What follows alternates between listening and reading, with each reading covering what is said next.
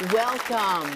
Well, you are at home with Jim and Joy, and you are an important part of our EWTN family. And we're delighted that you have tuned us in and brought us into your home. You know, we would love to hear from you during our show today. So give us a jingle at 1-800-221-9460. If you're calling and you're outside North America, you can reach us at area code 205-271-2980. And you can always send us an email, jimandjoy@ewtn.com. Well, I know the whole nation is abuzz with pro-life, and EWTN is going to do some fantastic coverage, as only EWTN does, with all of the marches that take place from coast to coast. We have marches in Washington, we have One Life LA, we have the Walk for Life in San Francisco. It will be great coverage. And I think we have a little spot here that we want to show you, speaking about what Joy is speaking about, so you can see it visually. The March for Life, One Life LA, the Walk for Life, all that's coming up. So let's take a look at this footage, and everybody get on board in prayer, in fasting, in joy for the great things that are going to take place in our nation, beginning in a special way tomorrow. Let's take a look.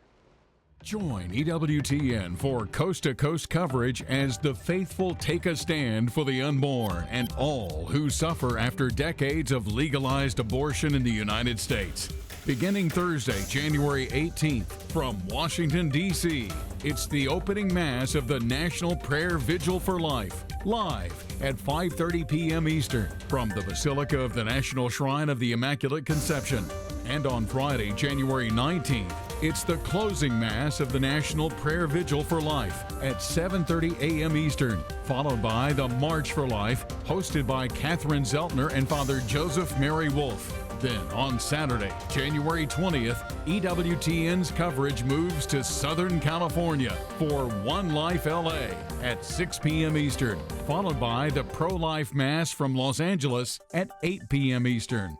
Our coverage concludes on Saturday, January 27th, with the Walk for Life West Coast from San Francisco at 2:30 p.m. Eastern, hosted by Doug Keck and Father Joseph Mary Wolfe. Support life this January. It all begins Thursday, January 18th at 5:30 p.m. Eastern, here on the Global Catholic Network, EWTN. So that March for Life is tomorrow, but tonight, how important is it to gather together and to have the pro-life spirituality of these young people predominantly gathering together for Mass, to have life himself with them, probably Eucharistic adoration all night long. And it's so important to understand about our movement, that it is indeed a spiritual movement, and that we draw from the King of Kings and the Lord of Lords. And then, of course, the march itself, hundreds of thousands of people will be gathered for this march. And, you know, it's a day where we win. Any day where we're conversing about the sanctity of the human person, the fundamental right to human existence and life, we win. In sight, in mind. Out of sight, out of mind. And these marches, the March for Life, One Life LA gathering, the Walk for Life in San Francisco, these are all times when the light shines, when that which is invisible, the preborn child, is now made visible through the faces of those gathered for worship, for prayer, for walking, and the plight of women who are being exploited and lied to regarding abortion. All this gets exposed, and it'll be a day where life will romp, life will win, souls will be saved, lives will be saved. Well, and EWTN will cover that, and it will begin Friday at 9 a.m. Eastern, and it's hosted this year by Catherine Zeltner, who has a beautiful show called Pro-Life Weekly, and Father Joseph Mary Wolfe. And so I'm sure they're going to do an outstanding, excellent job, and then they'll have people out in the field, Teresa Tomeo and Damien Owens, and they'll be out in the field, and they'll be doing a great job. Then the One Life LA and the Pro-Life Mass is from Los Angeles, and that's going to be Saturday, January 20th. And then the beautiful, usually sunny, Walk for Life West Coast, which is Saturday, January 27th, and that's hosted by our very own Doug Keck and Father Joseph Mary Wolf, who will be assisting him with that. So only here on EWTN are you going to get coast-to-coast coverage. But not only that, but then there's marches that are happening all over the country. If you go right? to marchforlife.org, it lists about 50 or so local marches. So if you can't get to Washington, D.C. or California, there are marches going all over the country. You need to know where it is so that you can get involved personally. Today we're going to be speaking with Terry Beatley, president of Hosea Initiative, author of What If We've Been Wrong? And she had the privilege of speaking with Bernard Nathanson, who is one of the visionaries for abortion, who repented, who came to Christ, became Catholic, and he commissioned her to tell his story of how he deceived America, and then how he repented and came to the Lord, and then at the end of his life, he was all about love. And that's where we need to be at the end of our lives. It's not how we start, but how we finish. And our movement, the pro-life movement, is all about love. Love saves lives is the theme for the March for Life. Right. Love transforms life. Love saves people. So we'll be back with Terry Beatley. Don't go away. It's going to be an incredible interview. We'll be right back.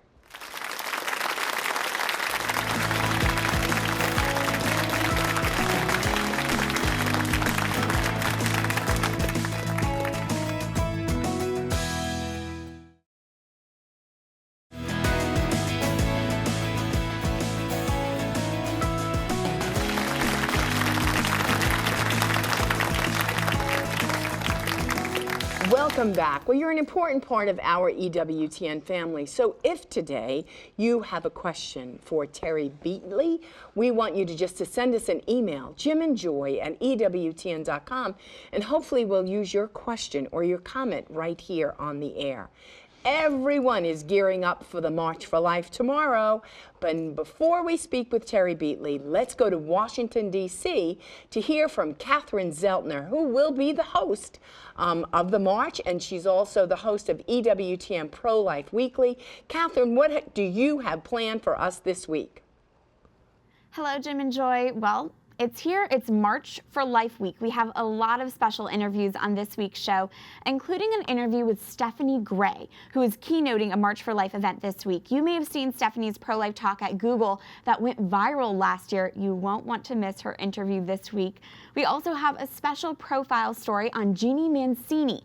She is the president of the March for Life. You'll get to hear more about what motivates her personally in her work. And while a lot of attention is on the march in our nation's capital, Los Angeles is also hosting a major pro-life event this weekend called One Life LA. We speak with one of the organizers and hear how the event builds up the culture of life in a really unique way. And as always, pro-lifers, we have a way for you to get involved in the pro-life movement. This week, you can find out what it is and take action by going to prolifeweekly.com. That's prolifeweekly.com. That's just a little preview of what you can expect on EWTN Pro-Life Weekly for our March for Life special tonight at 10 p.m. Eastern and again on Sunday at 10 a.m. I look forward to seeing you tonight and maybe some of you at the March for Life. Now, back to you at home. Well, thank you, beautiful Catherine, and you're young and vivacious, and I know you're going to do a great job, and we'll be praying for you. Well, we would like to welcome Miss Beautiful Terry to At Home with Jim and Joy, and we're delighted and privileged, really, to have you here. We want you to tell our family at home a little bit about who you are, your story, and how you got to write this book. But tell us, you were born Catholic, and tell the family your story. Probably like so many, I was baptized Catholic, infant baptism, and I, at the end of the day, poorly catechized, made it through First Communion, and that was probably the extent of it. However, still grew up a believer, married a wonderful, my high school sweetheart, still married 31 years later. Wonderful. So it began our journey together. We have two children, 22 and 19. How I ended up meeting Dr. Bernard Nathanson, which ultimately led to my Catholic reversion. I was at a prayer vigil at our church back in November 2009. And I was asking the Lord what he wanted me to do with this head full of information, because I'd been researching the history, Planned Parenthood, because I was perplexed as a homeschool mom how we had won the the Civil War, doing away with slavery, only to embrace abortion. I didn't know the history of it. And I had grown up never a pro-abortion advocate, but nor was I a pro-life advocate either. So it was more curiosity. So I researched and all this. And at the end of the day, what happened was at this prayer vigil, the Lord told me, go interview Dr. Bernard Nathanson. It was a direct answer to a prayer. So you were making the connection with the desecration of human life in slavery, the dehumanization of African people, not acknowledging their dignity. We fight a war over that. It's established what is true, the sanctity of every human being. And then you're saying, how did we get to this place where we're killing approximately 1 million preborn children, totally innocent, helpless in the womb? How could we have gotten to this place? Well, it was a Catholic friend of mine. When I had been in the investment business from 27 to 40, so somewhere around probably age 42, a Catholic friend of mine said, Terry, why don't we take our kids to the pro-life march? And I thought, well, that'd be a good thing to do. I was, like I said, I was never never for abortion, but nor was I a pro-life activist. Just that total disconnect, the apathy. I just thought it didn't have anything to do with me. And I knew for me personally, I would never have an abortion. What I failed the dots I failed to connect is understanding how legalized abortion, decriminalizing abortion, what that ultimately does to an entire culture, to our whole society. It's a culture of death. It doesn't just stop with the woman. I mean, we're talking about breeding a society that hungers for death, and that's not what the Lord wants for the United States of America. So one of the tools that had helped me was discovering the Ma'afa 21 DVD by Life Dynamics, MAAFA. People can watch it on YouTube, and that explains the 2.5 hour in 2.5 hours the racist history of Planned Parenthood. So after I went to this pro-life march, God really convicted my heart. I wanted to know more. Met with a man who's a big pro-life activist, and he said, Terry, if you want to get involved, he said, first you have to be educated. And he recommended a couple books. I devoured them, and they were the history of Planned Parenthood. And I realized how few people really understand the history of this government-funded Planned Parenthood. They call it women's health care. It has nothing to do with women's health care. And one thing led to another, and then I ended up in this prayer vigil and these experiences. Well, you've written a book, What If We've Been Wrong? Keeping My Promise to America's Abortion King, Bernard Nathanson, Dr. Bernard Nathanson. So for some of us in the pro-life movement, we're very familiar with him and how he was profoundly used both by evil and by good. But I find many people in the movement today don't even know the name of Bernard Nathanson. So who is Bernard Nathanson? Why is his legacy so important, both in the abortion arena and in the pro-life arena? Right. Well, Dr. Bernard Nathanson, what listeners need to know, or viewers need to know, is he's the father of the modern day abortion industry. We all know abortion, that's not a new idea, but the industry of killing people, that is a new concept that started back in the late 60s. So Dr. Nathanson, he's from New York. He was a Jewish atheist, and he partnered with two full-blown Marxists, Lawrence Lader and Betty Friedan, and they formed an organization called National Association for the Repeal of Abortion Law. NARAL. Today it's known as NARAL, NARAL, Pro-Choice America. And Dr. Nathanson, after partnering, they set out to get abortion decriminalized in all 50 states. Of course, it was already legalized, I think it was around 12 or 13 states at that point. They were up in New York. And so they thought, well, the first place to start is New York, and ultimately they made New York the abortion capital of the world. So how do we decriminalize the killing of innocent human beings? Get back to that Civil War thing. That's right. Well, you have to strip the humanity of that baby in the womb. And he admits to that. He admits to lying to judges, lying to our congressmen, lying to the media, lying to women, lying to men, lying to mothers.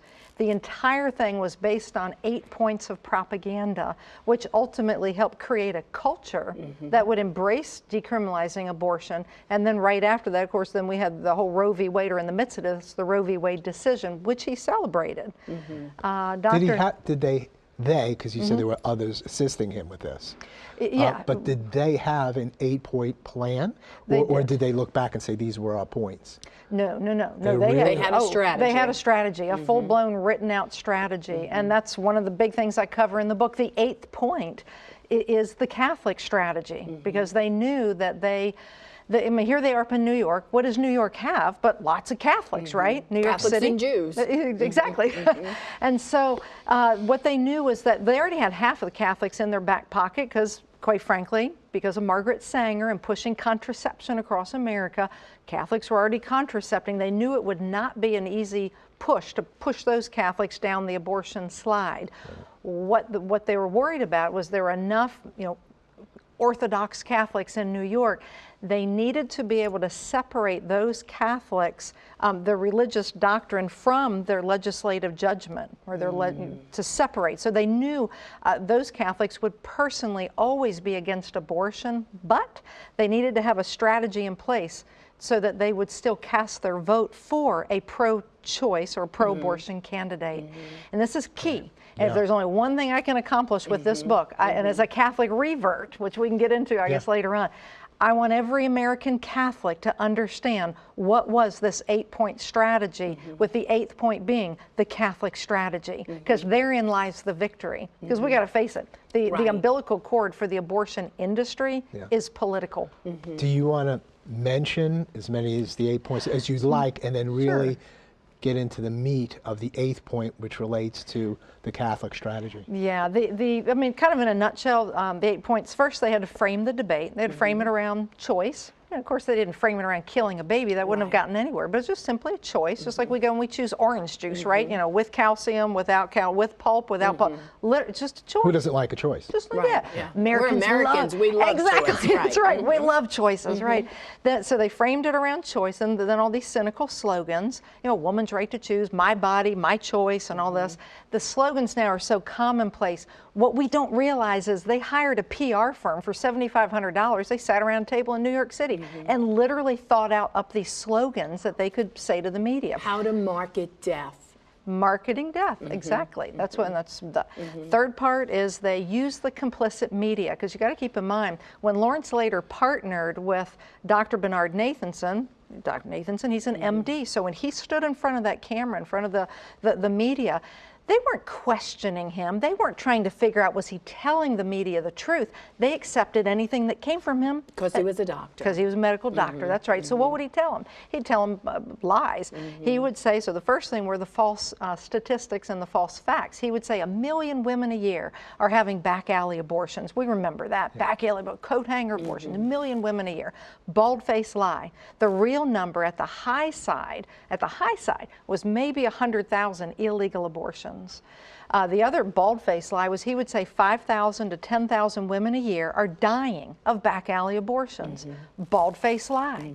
What were the real numbers? At the most, and these are still bad numbers, but 200 to 250 women a year were dying of illegal abortions, not 10,000 women.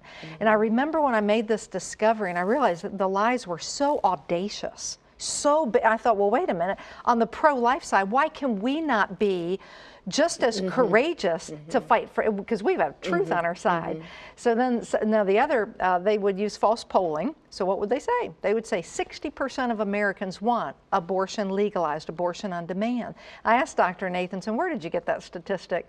And he said, Terry, I pulled it out of thin air. And I said, why 60? And he said, Terry, it just had to be above 50%. That's right. If you're going to be a majority. That's it. Right, because they said 3% of Americans want unfettered, abortion on demand. It wouldn't go anywhere. The next thing is they repeated the lie often and well, or often, and we know if you repeat the lie long enough, it becomes the truth. Yeah. And then let's see, and then the Catholic strategy. So, he would justify it. Sorry, before I get into the Catholic strategy, he would justify it. He'd say, look, the women who are going to have illegal abortion, they're going to do it anyway, whether it's legal or illegal. Let's just call it a day, because what he didn't, either he didn't know or he deliberately underprojected. But once you make something legal, obviously the demand for it goes up. So we went from 100,000 to 1 million, just like that. Because the law is a teacher. The That's law it. is a teacher, even if it's a false law. Right. It's guiding people along. Right. And we have found, in our work in a crisis pregnancy center, that the more restrictive the laws, the less available it is, that they're not getting abortions. That's it. They say, this is too difficult, 48-hour waiting period we have, I have to have an ultrasound. That's right. Yeah. The law saves lives. And how many in that times we've work. heard right, from yeah. heard from women, if this wasn't legal, I wouldn't do this. If this wasn't legal, they actually say that. Right. But go ahead. Well, I'm thinking all around the Yeah. world, what you just shared, it's the same data. The world produces the same data in some of these other countries as well. But the last point was the Catholic strategy. And the Catholic strategy, and again, they had half of the Catholics, there was no big deal. They were already pushed them down. What they identified, in their mind, there were two camps of Catholics. And this is sad. I mean, as a Catholic revert, I'm hoping we can be united again, because we know abortion is an intrinsic evil. It is evil as evil can be. It's a shedding of innocent blood. We know it's a baby, so they can't get away with all their lies that it's not a baby and all this. Well, the Catholic strategy had 4 parts. One was, we call it BESS, blame, elevate, support, and then the straddle. First, they would blame, anytime a woman died of an illegal abortion in New York or anywhere across the United States, they would blame the Catholic hierarchy. It's, all those priests' fault. And we could go in depth, but we don't have enough time on this, so I'm just giving you the nutshell. So blame the Catholic Church, blame all those priests. It's all those men's fault. Then they would elevate in the media anytime a Catholic politician would soften his or her position on the abortion issue. So if you're busy, mom of 4, 5, 6, 8 kids and all, but if you're only picking it up in the news media, you would think, whoa, Catholics are really changing. So they would really prop up any time a Catholic candidate or a politician. Then they would support any Catholic candidate. That's the third part. Anytime they were willing to be a pro-choice candidate. So again, they were falling into this trap, and then the final kahuna was the straddle, because they knew you would never be supportive of abortion, but if they could just convince you can remain personally against abortion, but every woman deserves the right to choose. There's so much more to this. There's so much more compassionate, isn't it? Oh, it sounds so much more compassionate. Just say the acronym again. Yeah, BESS, blame, elevate, support, and then the straddle. Okay, so a lot of this had to do with the timing of John F. Kennedy, becoming the first Catholic president, and then John F. Kennedy, he distanced himself from Catholic doctrine. He said, I can be civics over here and be a Catholic over here. He had already been groomed by some rogue priests, call it out for what it is, it's all written about in the book. Back in the mid-60s, they had already prepped the Kennedys for this whole Catholic strategy game. And then all he had to do was begin to execute it. And when you combine what happened with Vatican II and John F. Kennedy, plus the Vietnam War, because these reporters, they were tired of opposing the war. These young feminist reporters, they wanted something they could stand for. And guess what it was? The pro-abortion movement. It was the perfect storm in our history, and boy, did the devil seize it. Yeah. Well, and now we live in a culture where good is evil and evil is good. We know that abortion hurts the woman not only physically, and in fact, let's get the record straight. Planned Parenthood, who Dr. Bernard Nathanson, well, let me backtrack a little bit, it's 1970, in the New York legislature, the bill had been patroned to make abortion legal. It was a very, very liberal bill. This was January 1970. The bill passes in April 1970. But Dr. Nathanson goes to Planned Parenthood in New York, and from what I can tell, it was probably to their corporate board of directors, begging Planned Parenthood to join with NARAL in the pro-abortion movement. Planned Parenthood does not agree to it. Wow. Wrap your head around this one. So it's 1970. Planned Parenthood is saying no to the pro-abortion movement. So what happens? That bill turns into a law, one of the most liberal pro-abortion bills, 1970, April 1970. Within like 6 to 8 months, guess who's calling Dr. Nathanson, asking to train them on how to do abortions and run abortion mills? Planned Parenthood. But it was 1966, 4 years earlier, 1966, Planned Parenthood in their World Population Leaflet, Planned Parenthood is telling women around the world, do not have an abortion because abortion takes a human life. It may cause you to be sterile, so you can't have a baby when you want one. That's Planned Parenthood. So the question is, why'd they get into it? And what I say is they knew it was killing babies. They knew it was bad for women. That comes directly from Planned Parenthood's own material. Why'd they get into it? It's called money. Okay, they saw all the money. Yep. Let's pause. Speaking with Terry Beatley, president of Hosea Initiative and author of What If We've Been Wrong? Really exposing the roots of the abortion industry. These roots, some of them of which are still not uprooted. But it's like casting out demons. If we can know the name of them and understand it, perhaps we can cast those out in the power of God. Don't go away. Plenty more to come. We want to hear from you. Just email us. We'll be right back.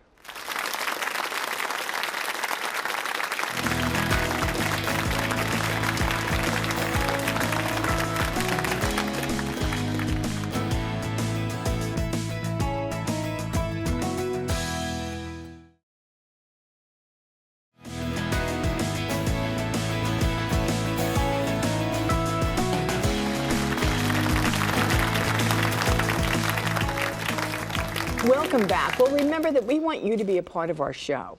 So if you have a question today for Terry, and she's doing an outstanding job, we want you to send us an email, jimandjoy@ewtn.com, and hopefully we'll use your question right here on the air. We are having a great conversation with Terry Beatley, who is the president of Hosea Initiative. She's the author of a great book that has been enlightening, eye-opening, more important, the veil is being lifted. We as a nation have been deceived.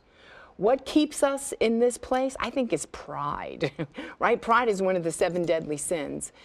And the author, the title of this book is called, What If We've Been Wrong? That's something we have to ask ourselves. What if we've been wrong about birth control? What if we've been wrong about abortion? What if, can we look at that and just wonder?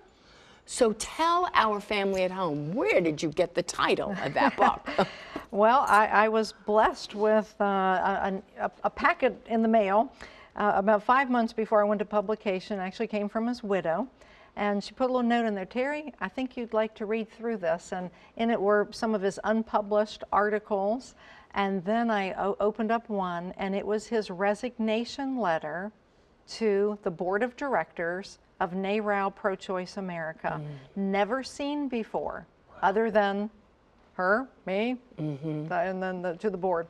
And so it's addressed to, it's a dear Lawrence Lader. And so I want to read just a piece of this. So this is his resignation letter dated January 22nd, 1975. So this is on the years. second year anniversary of Roe v. Wade. Dr. Nathanson, so and just for your viewers, I think it's important to know he ran the largest abortion mill in the Western Hemisphere. He was personally responsible for the death of 75,000 babies, including 2 of his own. He actually aborted one of his own children. Okay, he was it was just horrible to wrap your head around that one. And but after he celebrated Roe v. Wade, about anywhere 4 or 5 months later, at St. Luke's Hospital in New York City, they rolled in a brand new technology, and he was chief of OBGYN, chief of OBGYN. And that was the first time he saw the baby on real-time ultrasound. So it's important for your viewers to know that the father of the modern-day abortion industry, who cursed our country with abortion, the man who calls himself the keeper of the abortion industry keys, this political monster that he was, he sees the baby for the first time on real-time ultrasound, and he sees the baby smiling, wiggling her toes, yawning, doing all the things babies do in the womb. And he immediately recognized the humanity of the baby. So the father of the abortion industry, who paved the way for Roe v. Wade with an 8-point propaganda campaign, recognizes like that the humanity of the baby in the womb.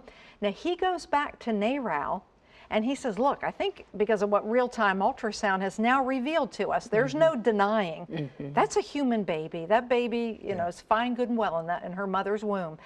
We have an ethical, moral issue on our hands.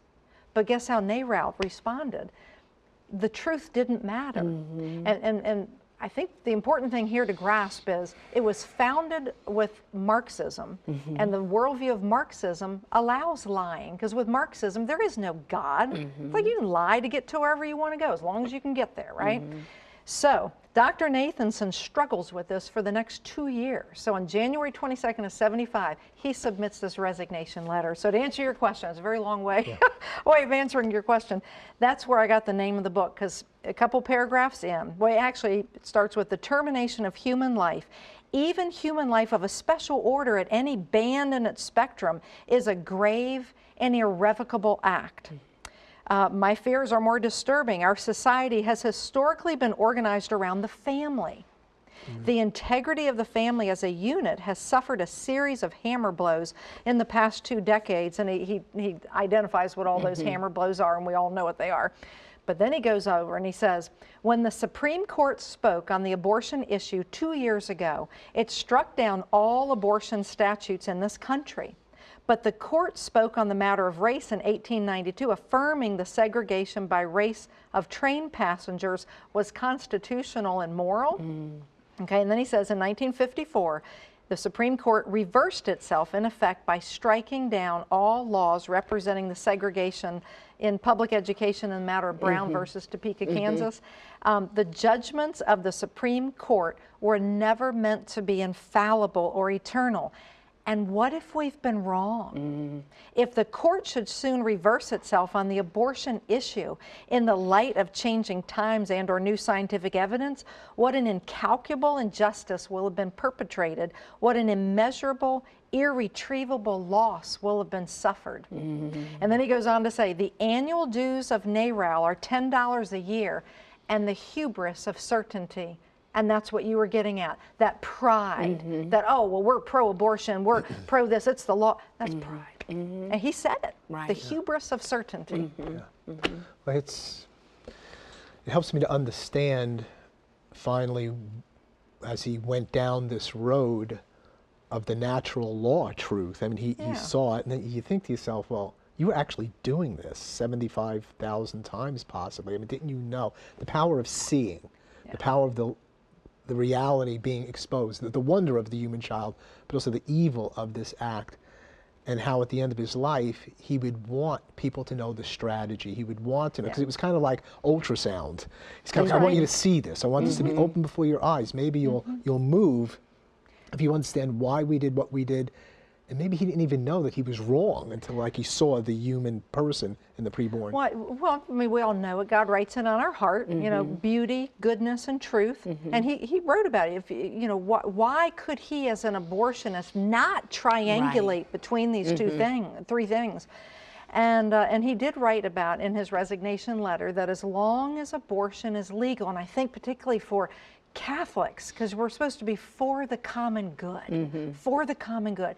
What he warned is that as long as abortion is legal, we will see increased violence, increased public turmoil, and the increase in the disintegration of the American family unit. Sounds like he's reading Humanae Vitae. But I guess he didn't, but those are the warnings of Humanae Vitae. Exactly. Yeah. Well, yeah. He wrote that in 1975. Now, whether or not he had read Humanae Vitae in '68, I don't know. But he warned about, and certainly that's what America looks like now. And worse. Joy, let's take Lord this have email. mercy.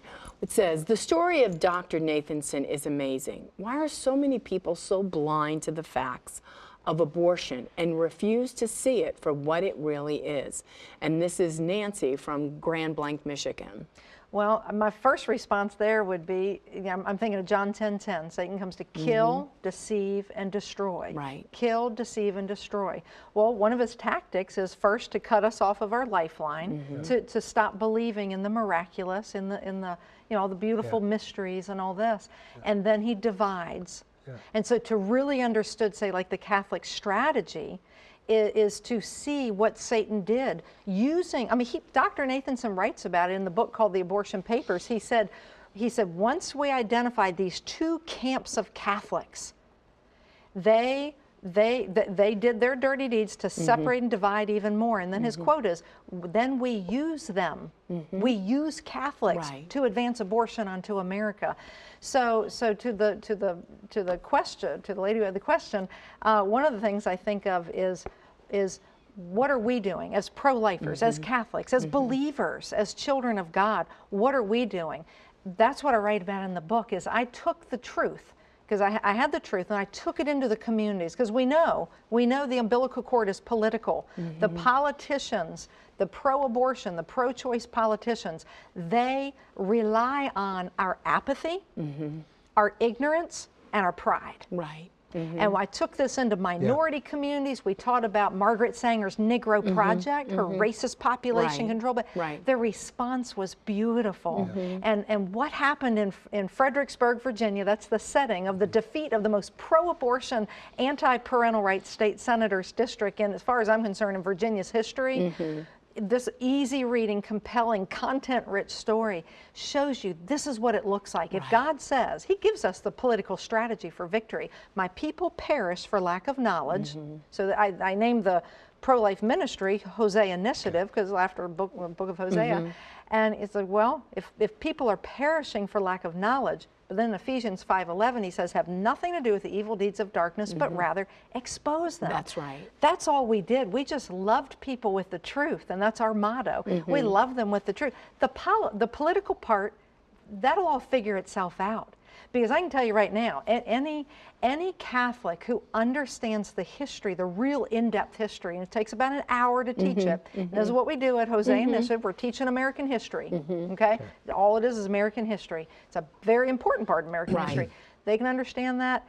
We can crush this abortion industry. We can crush it. Yeah. So you're actually going and giving talks, presentations. Yes, in fact, we're rolling out in January at the March for Life. I'll be at the Basilica. We will have a table all 3 days set up in front of the bookstore at the shrine. And we will have our books and copies of the teacher guides of Becoming a Witness for Life. It's the curriculum that parallels the book. And this is for Catholic high schoolers. We're also going to tweak it up a little bit to be, and we're coming out with a Protestant version as well. So by the March for Life, everything will be in place. And I'm hoping, I'm coming with 100 copies of the Teacher's Guide. Come to the Basilica and pick up your copy. How about, are you going to be at the Walk for Life? Yes. Yeah. Oh, yeah. I'm one of the 3 keynote speakers at the Walk for Life in San Francisco. Just wanted to remind you about that, so you make sure you're there. I know. I get so excited about the March for Life. Yeah. And yes, I'm one of the 3 keynote speakers, and with Reverend Childress and Dr. Buchowski. Perfect. And super excited. Yes. Super excited. My problem is I got too much information up here, and I want to get it all out. But the way we're doing it is book. And we will be coming out with a feature film. We can touch on that in a minute. And we have Hosea Initiative, the Apostolate. It's a nonprofit educational ministry. And we are looking for people from all over the United States of America to contact us at info@hoseaforyou.org, info@hoseaforyou.org, as we're looking for representatives, Hosea Initiative representatives all across the country. We're going to liberate America with the truth. Those aren't my words. Dr. Nathanson called himself the keeper of the abortion industry keys. So if he's the keys, why not use the keys, right? And it's game over. That's right. Okay, well, here's another email. It says, after all these years, I still rarely hear any homilies about abortion. How could I get my parish priest to speak more on the subject? And this is Glenn from Sioux Falls, South Dakota. These are great questions. Yes. Let's see. Well, one of the things we're doing at Hosea Initiative, well, actually, let me back up a little bit. So what's the problem? You know, the problem, in my humble opinion, is this.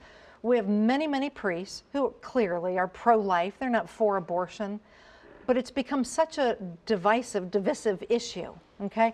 And we have radical feminism, and we know now that there's such a thing as the Catholic strategy. So what I see is there's fear. So what Jose Initiative is trying to do is, particularly with this curriculum, and it's going to be changed up for adult curriculum, high school curriculum, and we've already gotten great endorsements from Director of Religious Education, and my book is endorsed by Father Paul Scalia, you know, Justice Scalia, son. And so what we're doing is we're coming into the parishes, we're teaching, you know, so we can work with youth ministers. All we need are the audiences, and so what we do is we teach history. It's not you know, political. It's not political talk. We just teach what Dr. Nathanson left behind. And so again, he's the keeper of the abortion industry keys. Let's use those keys. And we do it in such a way that we see. Here's the other thing in that book, and God answered a prayer, which was, Lord, I need a closing story, and I need an attorney who would write a summary of what went wrong in Roe v. Wade. How did the court get this so wrong? Because let's face it, most people aren't going to read an academic book, right? But they will read a story of stories, and that's what my book is. So there's an appendix in there written by Samuel Casey and Alan Parker, two attorneys, and I met Alan 3 years ago at the March for Life 2015. I was praying that God would connect me with an attorney who would give me a summary of what went wrong with Roe. And he said, Terry, I'll write that for you. And in fact, I'll get Alan Parker to co-write it with me. And I said, well, who's Alan Parker? Because I didn't know. And he said, Terry, Alan Parker is Norma McCorvey's attorney when she tried to overturn Roe v. Wade. And she's the Roe of Roe v. Wade.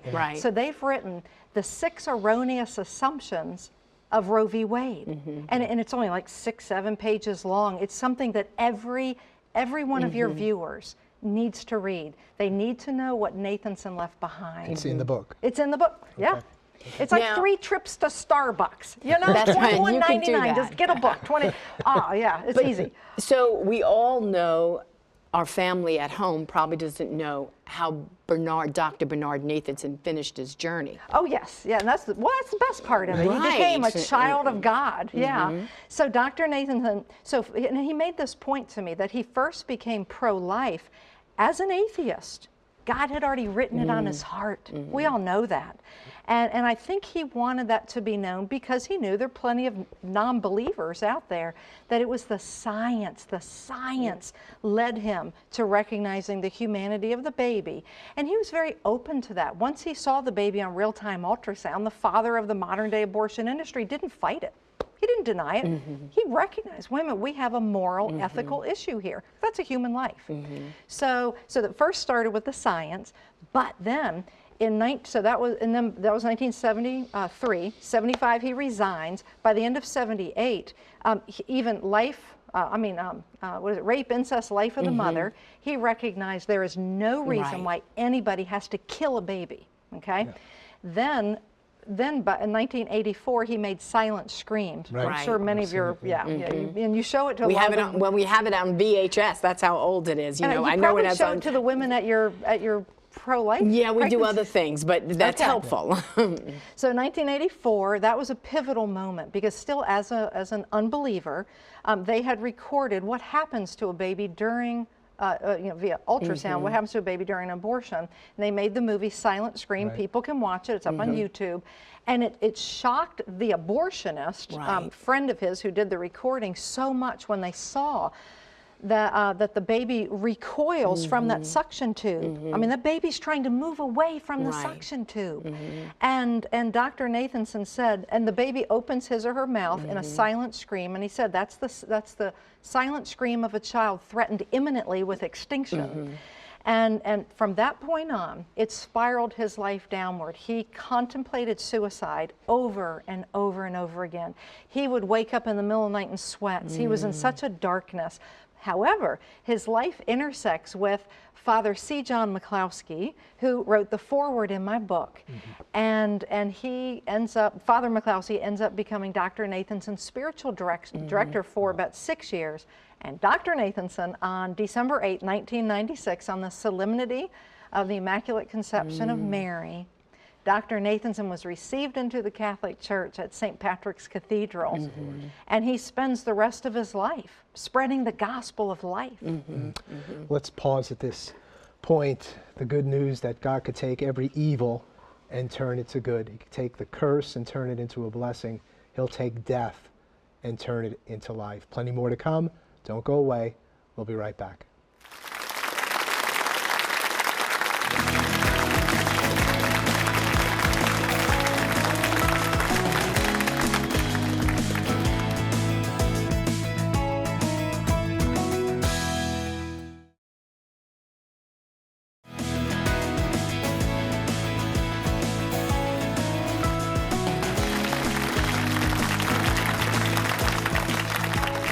Welcome back. Well, you're an important part of our EWTN family, and you know that you could join us live right here on At Home. In this new, beautiful year of 2018, you might have said, I want to make it a goal to go visit EWTN and come on a pilgrimage. Well, we would love to have you.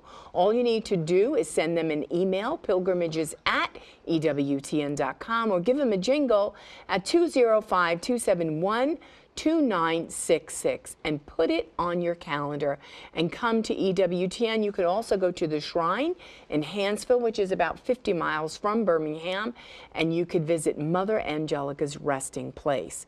Well, right now we're going to go straight to Rome to hear from Joan. Joan, what do you have for us? Well, greetings to everyone from Rome to your home. And here we are just a day before the 45th Annual March for Life in Washington, D.C. And of course, the media spotlight will be on that. But I wonder how many Americans know how many pro-life movements and marches there actually are around the world, in many, many countries and many movements here in Italy. Of course, there are no marches in the Vatican, but many popes, of course, have issued for years pro-life messages and speeches. And for example, in their writings in Amoris Laetitia, Pope Francis wrote, "So great is the value of a human life, and so inalienable the right to life of an innocent child growing in the mother's womb, that no alleged right to one's own body can justify a decision to terminate that life, which is an end in itself and which can never be considered the property," said the Pope, "of another human being." Now, one of the most prolific movements here in Italy is the Movimento per la Vita. And this is a group of 600 local and regional centers for crisis emergencies. They help women with emergency phone lines. They help women with adoption centers.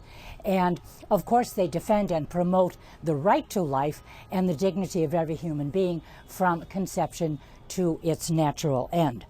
Now, the 8th annual Italian March for Life will take place on May 19th of this year, 2018. And the first one was held in Rome in 2012, although one had been held before that in another part of the country. So this year it is the 8th one. And this was obviously modeled after the pro-life march, the March for Life in Washington, D.C.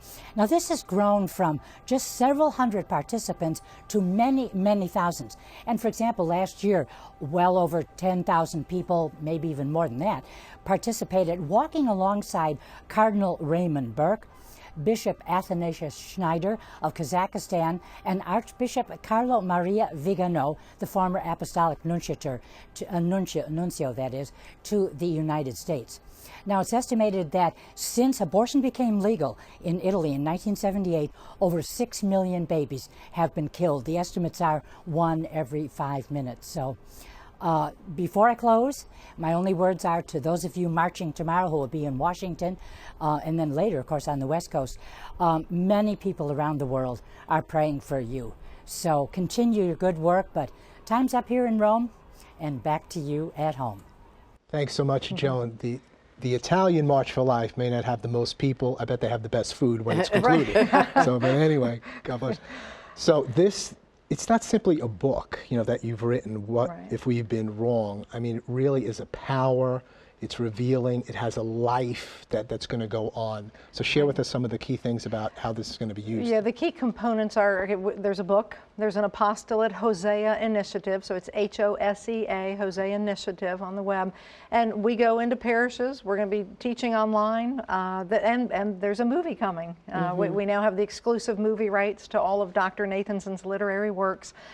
And I think more than anything is we need to equip. We need to equip, first off, we need to equip believers, okay? And one way to do it is with a compelling, with the truth of what the father of the industry left behind, in a way that anybody. I've had more men read this book and they call or they email. They'll say, Terry, I made it through your book. And I said, well, why are you so proud of yourself? And they're like, well, we're just not book readers. And they're like, but I couldn't put your book down. And I said, well, why? And they said, well, I'd read a couple of pages and then I'd realize, oh, I'm already at the end of the chapter. Rich in content, powerful story. And it's what Dr. Nathanson wanted America to know. It just keeps reminding me about being in a fight with someone, boxing, you know, and this is a real fight battle, but you're fighting somebody as if they're jabbing with their right or their left, they're going to hit you the other way, and they're a southpaw. In other words, the strong punch is coming from the left, and you're looking at it coming from the right. And you're saying you need to understand how this fighter has come after you, because you don't know how to box him. You're boxing wrong. And Nathan is saying, this is the way we work. This is how we manipulate, especially Catholic people. This is how we mock. This is how we teach them how to straddle. And we're still fighting the wrong way. We're fighting the same way. And I'll say something very bold here. I think far too many people are sold out to political party labeling. We need, as believers, as Catholics, we need to be standing up for the Word of God. There is no such thing as justice. There is no such thing as justice if we're slaughtering babies. We cannot put killing babies in the same basket as global warming or as immigration issue. We're talking about ripping, I'm sorry, we're going to call it out for what it is. We're talking about ripping the bodies apart of God's little special things, these little babies. It's an intrinsic evil. Nothing good can come out of it. I know I'm sitting here preaching to the choir on this one, but that's what. But Nathanson, the whole idea was to dehumanize that baby, and their victory was to separate Catholics' religious doctrine from their legislative judgment. We have to reunite on the gift of life. The other things will fall into place. You know, what I just recently learned is the vast majority of men behind bars, abortion has affected them. And they'll say, maybe one day it'll be a famous quote, but what one man said was that, hey, I knew I'd already killed one person. What's the big deal killing another? It's like, Catholics, let's awaken. Let's conclude right there. Thank you for this gift. You're what welcome. if we've been wrong? May God bless, keep, protect you, and use this great work to bring awakening to the countries of the earth and renewal to the Catholic Church and all those who name the name of Christ. March for Life, Mass is tonight, and March for Life will be on air tomorrow. God bless you and all of your loved ones. Keep it on EWTN. Bye now.